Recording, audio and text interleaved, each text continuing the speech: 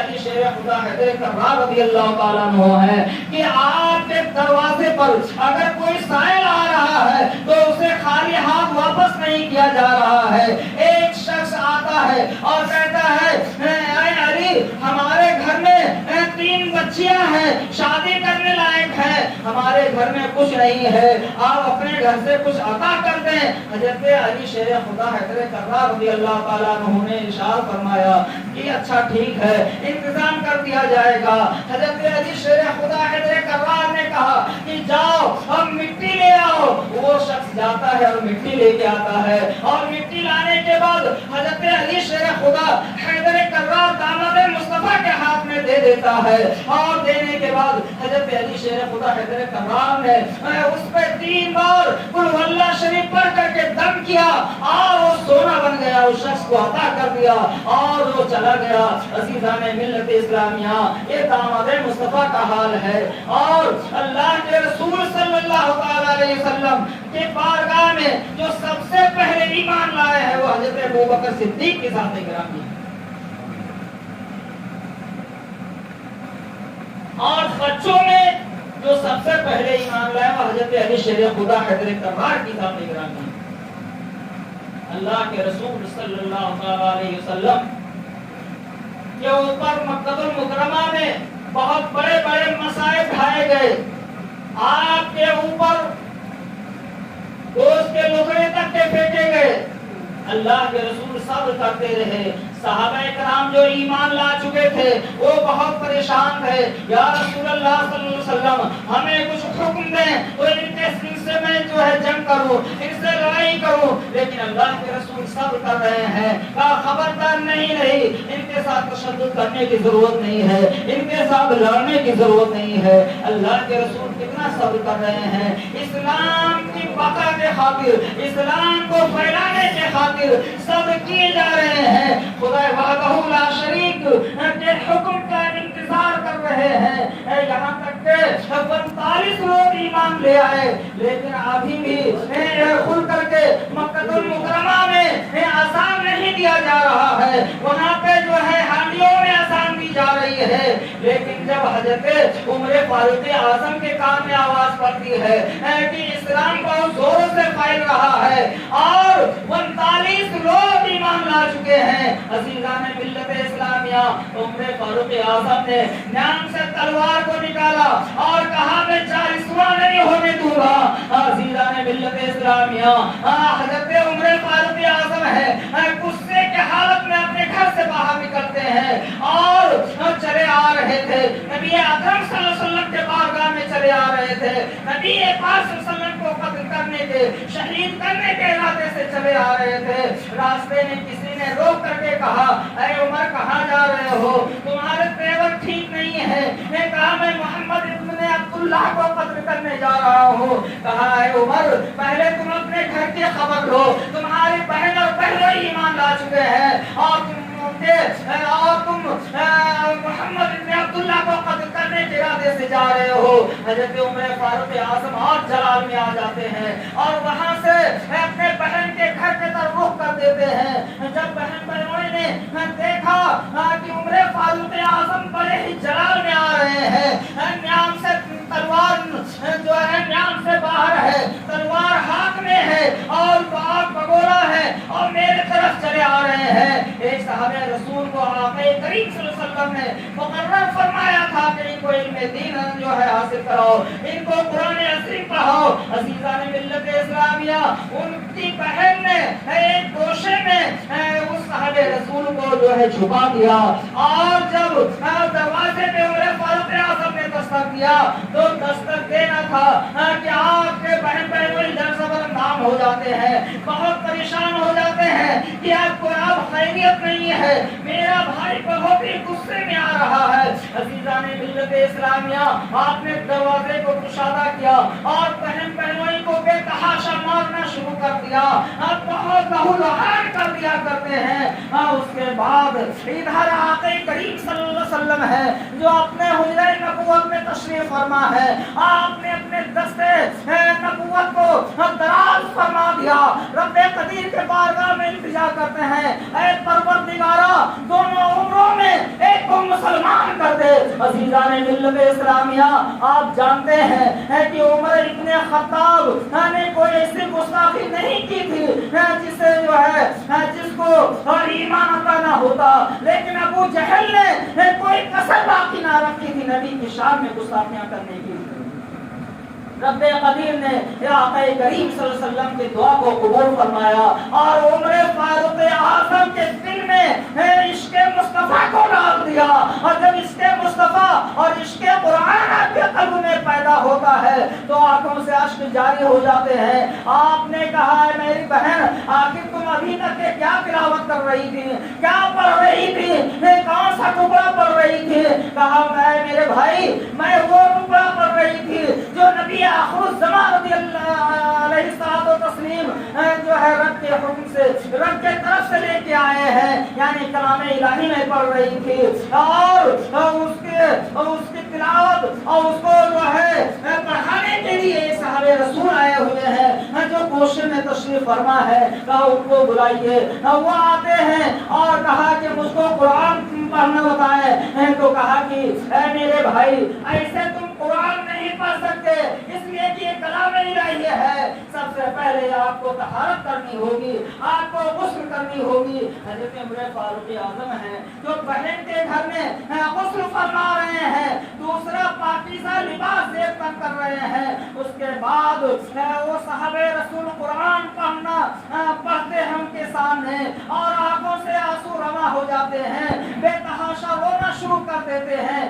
کہا اے میری بہن، اے میرے بہنوئی، مجھے اس نبی آخر الزمان کے بارگاہ میں لے چلو، میں ان کی دیدار کرنا چاہتا ہوں۔ اب حضرت عمر فاروق اعظم نبی آخر الزمان رضی اللہ تعالیٰ عنہ علیہ الصلوۃ والتسلیم کے بارگاہ میں پہنچتے ہیں اور اللہ کے رسول صلی اللہ علیہ وسلم کے بارگاہ میں بے شمار صحابہ کرام تشریف فرما تھے۔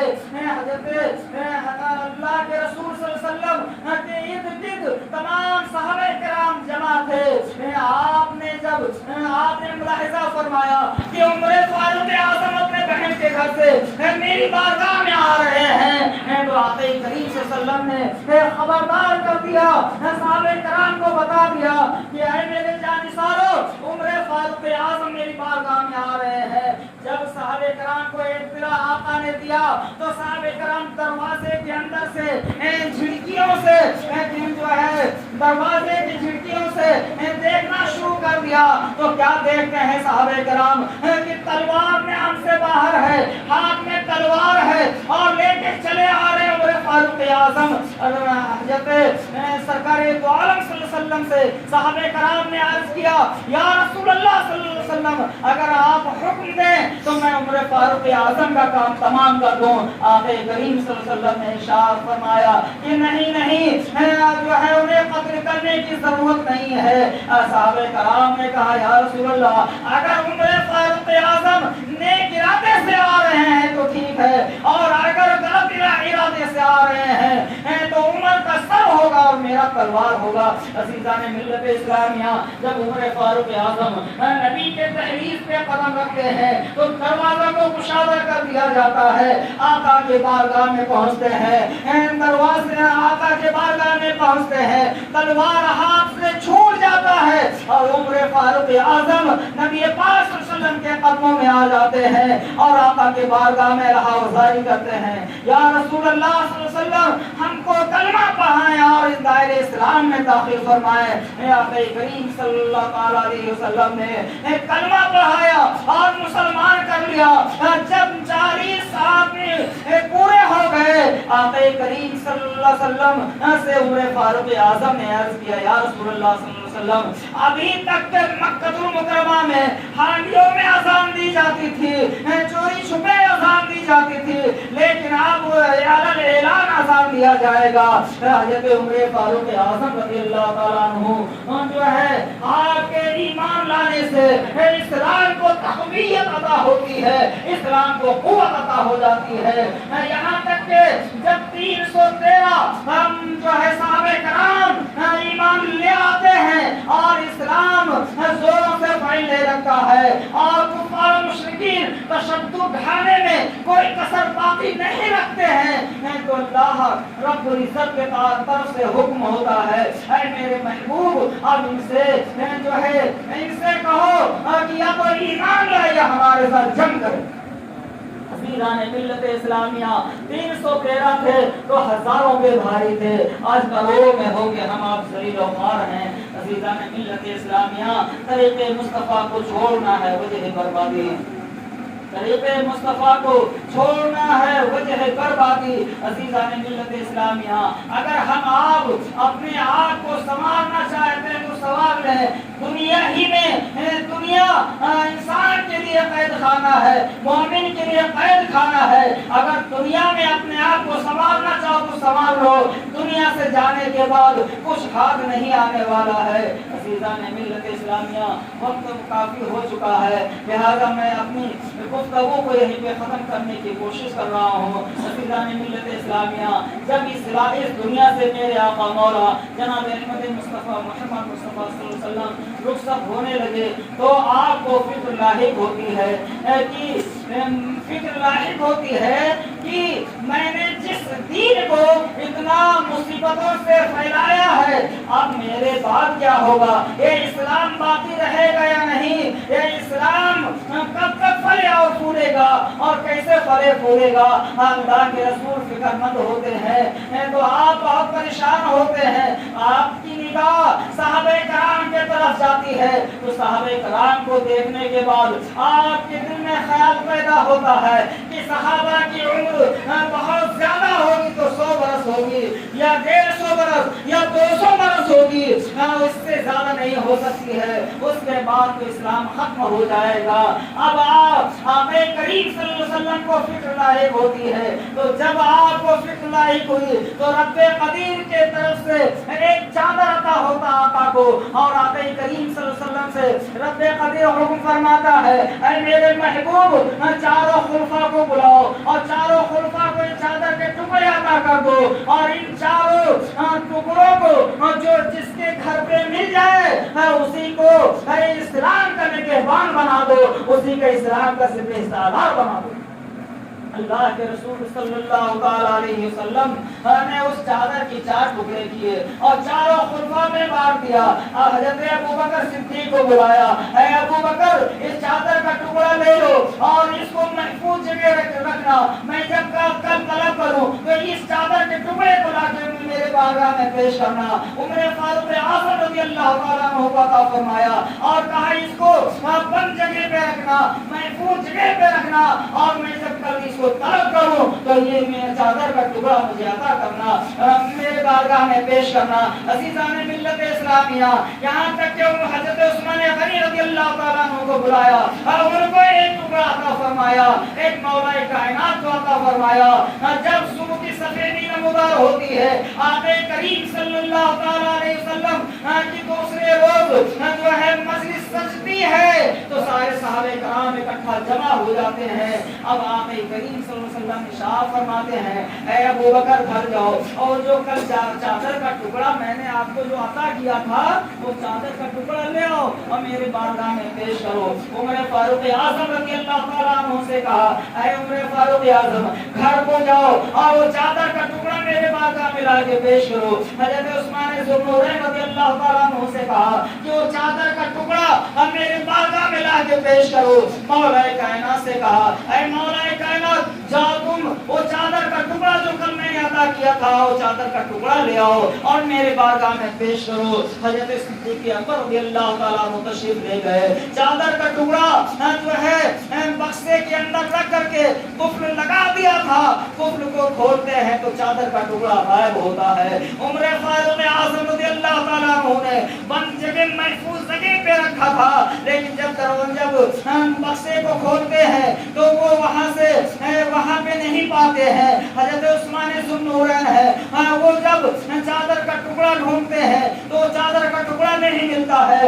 یہ تینوں حضرات نبی پاک صلی اللہ علیہ وسلم کے بارگاہ میں جو ہے حیران اور پریشان آقا کے بارگاہ میں تشریف لاتے ہیں، قدم ناز میں سر کو رکھ دیتے ہیں کہ یا رسول اللہ اللہ صلی اللہ علیہ وسلم میں نے محفوظ جگہ چادر کا ٹکڑا رکھا تھا لیکن وہ غائب ہے, وہ مل نہیں رہا ہے. اتنی دیر میں حضرت مولا کائنات مسکراتے ہوئے وہ چاروں چادر کا ٹکڑا لا کے نبی پاک صلی اللہ علیہ وسلم کے بارگاہ میں پیش کرتے ہیں. جب آقا کی بارگاہ میں چادر کا ٹکڑا پیش کیا تو مولا کائنات کو آگے بلا کر کے آپ کو اولیاء کا تاجدار بنا دیا, آپ کو اسلام کا نگہبان سپہ سالار بنا دیا. کہا اے مولا کائنات میں وہ جو ہے صحابہ کرام کے حوالے اگر اسلام کر دیتا تو ان کی عمر بہت زیادہ ہوگی تو 100 برس 150 برس بہت زیادہ 200 برس ہوگی, اس کے بعد اسلام ختم ہو جاتا. لیکن میں نے اسلام کا سپہ سالار اہل بیت اطہار کو عطا کیا ہے. نہ اہل بیت اطہار اس دنیا سے ختم ہوں گے, نہ ہی اسلام کبھی ختم ہوگا. برادران ملت اسلامیہ, تو وہ چادر کا جو ٹکڑا تھا کوئی جو ہے سود کا ٹکڑا نہ تھا بلکہ وہ معرفت کی چادر تھا, وہ حقیقت کا چادر تھا, وہ جو ہے حقیقت کا چادر تھا. عزیزان ملت اسلامیہ, وہ چاروں ٹکڑے جو تھے وہ 4 حصوں میں آقا نے تقسیم کر دیا تھا اور چاروں چیزیں حضرت مولا کائنات کو عطا کر دیا جو منتقل ہوتا ہوا ان بزرگان دین کے بارگاہ تک پہنچ رہا ہے اور نور الہی ان کے سینے سے چھن چھن کے ہمارے قلوب میں اتر رہا ہے. عزیزان ملت اسلامیہ, اگر ہم آپ چاہتے ہیں کہ نبی پاک صلی اللہ علیہ وسلم راضی ہو جائے, ہم سے آپ سے خدا راضی ہو جائے, تو سب سے پہلے ہمیں آپ کو چاہیے کہ اپنے مرشد برحق کو راضی کر لیں, ان بزرگان دین کو راضی کر لیں. اگر